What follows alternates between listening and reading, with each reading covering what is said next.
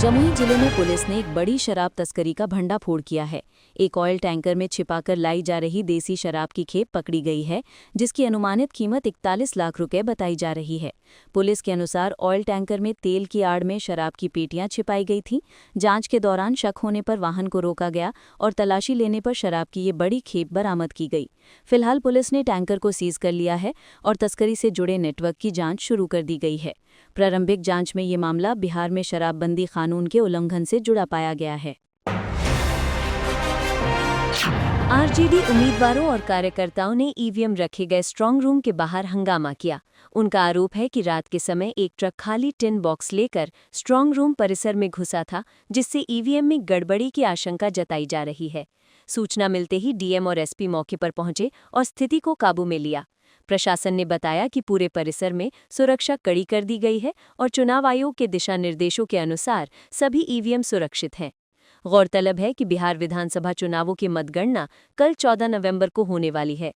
इस घटना के बाद विपक्षी दलों ने सुरक्षा और पारदर्शिता पर सवाल उठाए हैं। राजीव गांधी बार एसोसिएशन के अध्यक्ष अधिवक्ता रामाशंकर शर्मा ने सांसद कंगना रनौत के खिलाफ दायर अपने मामले को लेकर बड़ा बयान दिया है। उन्होंने बताया कि उन्होंने 11 सितंबर 2024 को कंगना रनौत के खिलाफ अदालत में याचिका दायर की थी, जिसमें आरोप लगाया गया था कि कंगना ने किसानों का अपमान करने वाला ट्वीट किया था और अपने बयान में स्वतंत्रता सेनानियों, विशेष रूप से महात्मा गांधी का भी अपमान किया था। अधिवक्ता शर्मा ने कहा, मैंने कंगना रनौत पर किसानों और स्वतंत्रता सेनानियों का अपमान करने के लिए देशद्रोह के तहत मामला दर्ज करने की मांग की थी। अदालत ने पहले उन्हें नोटिस भेजा और जवाब देने का मौका भी दिया, लेकिन उनकी ओर से कोई प्रतिक्रिया नहीं आई। इसके बाद 9 जनवरी 2025 को अदालत ने पुलिस से रिपोर्ट मांगी। मैंने सभी साक्ष्य अदालत के सामने रखे, लेकिन कंगना की तरफ से कोई कार्यवाही न होने पर अदालत ने मेरी याचिका खारिज कर दी। अब मैंने इस मामले में पुनरीक्षण याचिका दायर की है, जिस पर सुनवाई फिर से शुरू होगी।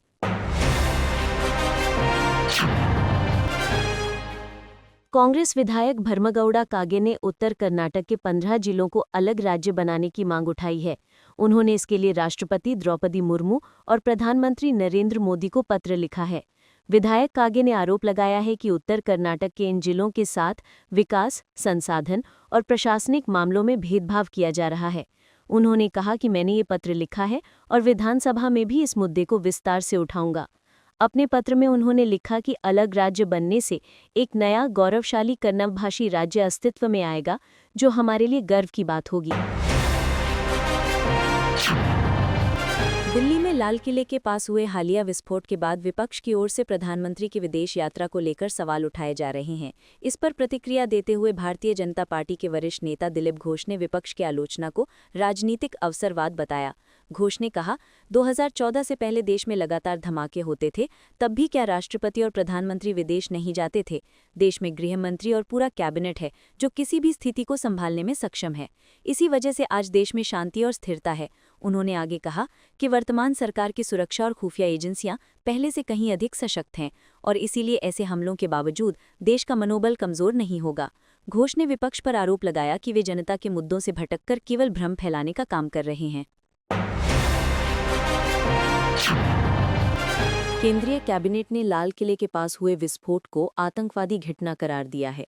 इस पर कांग्रेस नेता राकेश सिन्हा ने कहा, ये संघर्ष विराम के बाद की सबसे बड़ी आतंकवादी घटना है। सरकार ने खुद इसे आतंकवादी हमला मान्यता दी है, तो फिर आपने संघर्ष विराम क्यों स्वीकार किया? खासकर तब जब हमारी सेना पाकिस्तान में प्रवेश कर रही थी और हमारे देश पर हमलों के लिए जिम्मेदार आतंकवादी ऑपरेटिव्स को निशाना बना रही थी। जेडीयू नेता नीरज कुमार ने कांग्रेस के पूर्व गृह मंत्री पी चिदंबरम के हालिया बयान पर प्रतिक्रिया दी।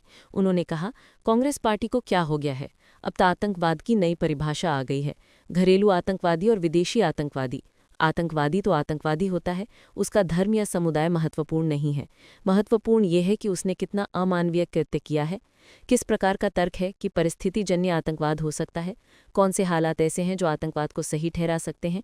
हमारे देश में हर धर्म और जाति के लोग साथ रहते हैं और हमारे पास डॉक्टर बी.आर. अम्बेडकर द्वारा तैयार किया गया संविधान है। इसलिए कोई परिस्थिति किसी को आतंकवादी बनने के लिए कैसे उचित ठहरा सकती है?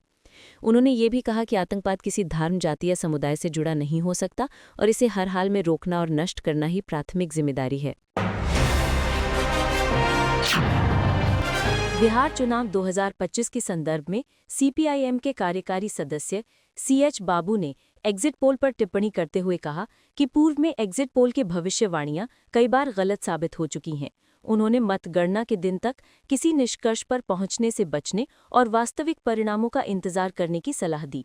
उन्होंने मतदाताओं की सही धारणा और चुनावी रुझानों को समझने के लिए धैर्य रखने पर जोर दिया।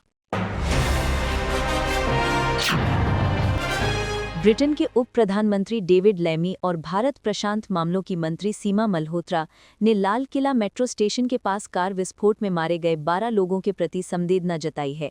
दोनों नेताओं ने कहा कि ब्रिटेन इस कठिन समय में भारत और पीड़ित परिवारों के साथ एकजुटता के साथ खड़ा है। उन्होंने आतंकवाद की निंदा करते हुए कहा कि ऐसे जघन्य हमले मानवता के खिलाफ है और इन्हें कभी बर्दाश्त नहीं किया जा सकता। उत्तराखंड के मुख्यमंत्री पुष्कर सिंह धामी ने ऋषिकेश इंटरनेशनल स्कूल के 12वें वार्षिक समारोह में भाग लिया। मुख्यमंत्री ने छात्रों और शिक्षकों को शुभकामनाएं दी और शिक्षा के महत्व पर जोर दिया। उन्होंने कहा कि शिक्षा ही देश और समाज के विकास की आधारशिला है। समारोह में छात्रों ने सांस्कृतिक कार्यक्रम प्रस्तुत किए और उत्कृष्ट प्रदर्शन करने वाले छात्रों को पुरस्कार दिए गए। आरजेडी नेता मृत्युंजय तिवारी ने कहा, एनडीए सरकार बिहार में सिर्फ 24 घंटे की मेहमान है। आज की रात महत्वपूर्ण है। उनकी विदाई आज ही होगी। कल से नई सरकार और नई सुबह का आगाज होगा। तेजस्वी सरकार बिहार के लोगों द्वारा चुनी गई सरकार बनने जा रही है, जो रोजगार के अवसरों की बाढ़ लेकर आएगी। भारतीय जनता पार्टी के नेता प्रतुल शाहदेव ने लाल किले के पास हुए धमाके को लेकर कहा कि सरकार और उसकी एजेंसियों की सतर्कता से एक बड़ा आतंकी हमला टल गया, लेकिन यह बेहद दुखद है कि इस विस्फोट में कई निर्दोष लोगों की जान गई। उन्होंने कहा कि हाल के वर्षों में किसी बड़े शहर के भीड़भाड़ वाले क्षेत्र में ये पहला ऐसा बड़ा धमाका है। शाहदेव ने जानकारी दी कि अधिकारियों ने लगभग 3600 किलोग्राम विस्फोटक बरामद किया है और एजेंसी अधिकारियों का मानना है कि यदि इसे 6 दिसंबर को इस्तेमाल किया जाता तो ये पूरे देश को हिला देने वाला होता। उन्होंने सुरक्षा एजेंसियों की सराहना करते हुए कहा कि उनकी तत्परता और कार्रवाई के कारण एक बड़ा हादसा टल गया और कई गिरफ्तारियां संभव हो सकी। दिल्ली के लाल किला विस्फोट मामले की जांच में सुरक्षा एजेंसियां लगातार जुटी हुई हैं। जांच टीमों ने फरीदाबाद के खंडावली गांव में एक लाल रंग की फोर्ड इकोस्पोर्ट कार बरामद की है, जिसके इस धमाके से जुड़े होने की आशंका जताई जा रही है। बताया गया है कि यह वाहन कल शाम ट्रेस कर जब्त किया गया। फिलहाल फॉरेंसिक विशेषज्ञ कार की गहन जांच कर रहे हैं ताकि यह पता लगाया जा सके कि इसमें विस्फोटक सामग्री या किसी संदिग्ध गतिविधि के प्रमाण मौजूद हैं या नहीं। एजेंसियां इस वाहन के मालिक और संभावित संदिग्धों की पहचान के लिए भी जांच तेज कर रही हैं।